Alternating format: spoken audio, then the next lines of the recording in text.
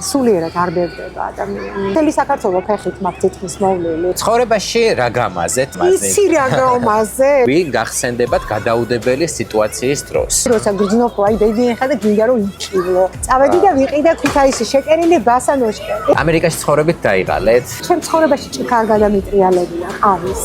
არასდროს არ მაინტერესებს. ყოფილად მკითხავთ? არა. რო ჩამოვედი, აქ მე რომანტიკას ვეძებდი და უპასუხისმგებლოდ თუ მოქცევი ხართ თქვენ თავს. ქოფაკივე როგორც პირში მიხლა მიყვარს. ჰალო.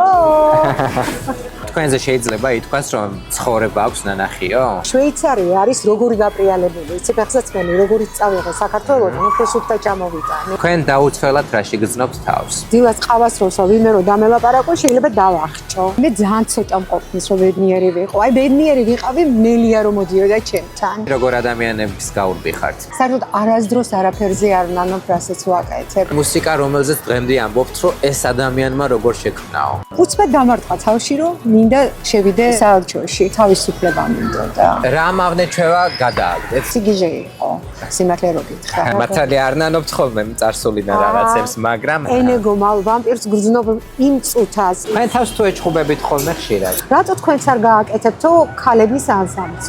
და გავაკეთეთ ჩვენც. გეგმა B არსებობს? აღარ მინდა იქ მისვა, იმიტომ რომ ვიცი რომ დედა ჩემი აღარ გამხდება თავისი ფელამოშით. ეს შემთხვევა, როცა თქვენი აზრი არ მაინტერესებს. თქვენთან არ არისო ყველაზე მაღალი სოფელი ევროპაში, რომ იცოდა. პირველი ხელფასი ამერიკაში აბსოლუტურად არც მცხვენია და ძალიან მიყვარს. აწი იწყება ცხოვრება, ეხა თუ იწყებ. აი ზუსტად. Baby, come on, დაუძახე და ცოტა ხანში მოკუსკუს და არსებობის აბსურდულობის შეგრძნება ხშირად გაწუხებთ? ეხლა ბაყაყი მყავს პატარა. ძელი ღამე დავდიოდით ერთი ბარიდან მეორე ბარში. თქვენ რაში გაგინეიავებიათ? ფული რაშიც ეხლა აღარ გადაიღე. ყველაფერს. ყავას რო სვავდი, სიგარეტად ვერ ვგრძნობდი და კარგახანი ყავას ვერ ვსვავდი.